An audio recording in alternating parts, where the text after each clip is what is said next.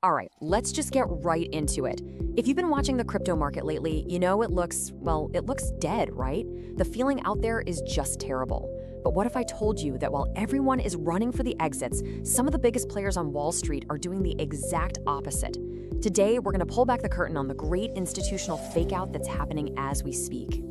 And look, it's not just a vibe. You've got huge voices in the space, like Mike Novogratz, basically declaring that the party's over.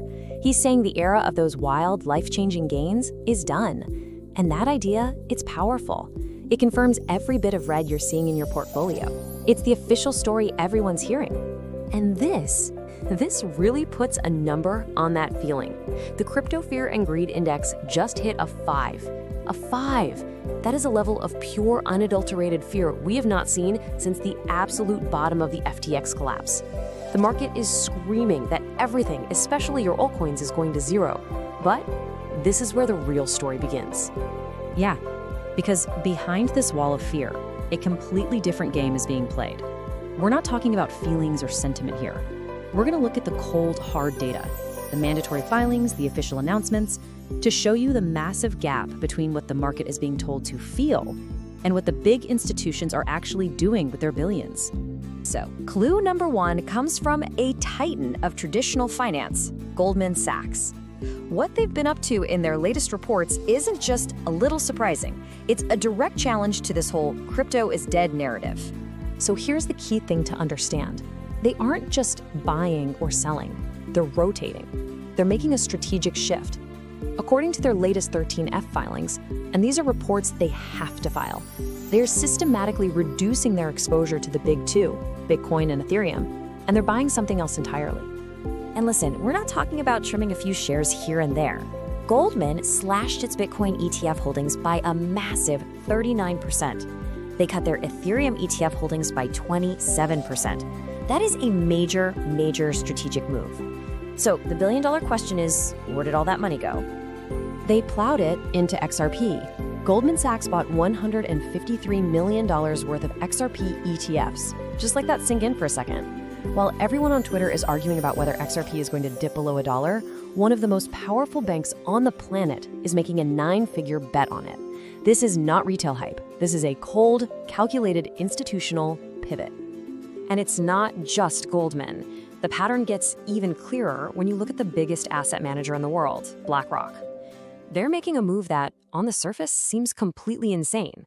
They're buying a coin that most people have completely written off. Just look at this chart. If you're a trader, this is a nightmare. The Uniswap token, UNI, has just been obliterated.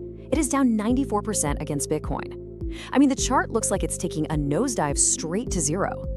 If you're a retail investor, you see this and you run for the hills, right? But then you see this. BlackRock, the smartest money on Wall Street.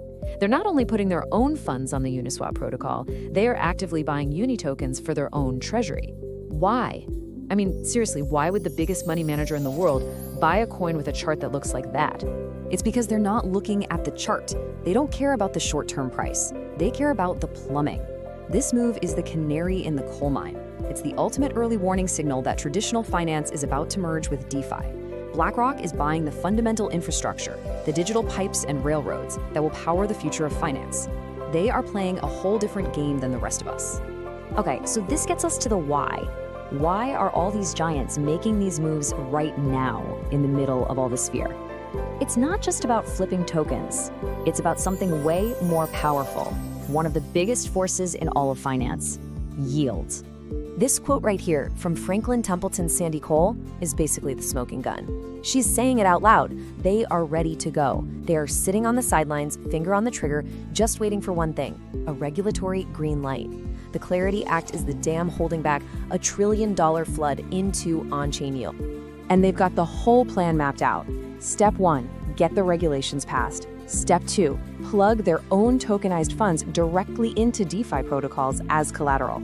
And the endgame? Step 3, your crypto wallet becomes the new bank account. It becomes the absolute center of your entire financial life. They're literally rebuilding the financial system from the inside out. So let's put all the pieces together. What we're seeing is a classic fake out. The public story is all about fear, collapse, and the end of crypto. But the story behind the scenes, the one written in billion-dollar checks, is all about building and buying. I mean, just look at the evidence, all happening during this so-called crypto winter. Goldman bets on utility with XRP. BlackRock is buying the DeFi plumbing with Uni.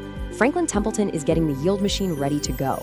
You've even got Robinhood building a new chain for tokenized assets, and GameStop hinting at a massive acquisition. The foundation for the next bull run is being laid right now, in plain sight. And that, right there, is the trap. The narrative of fear is designed to make you panic sell your supposedly dead altcoins at the absolute bottom. Why?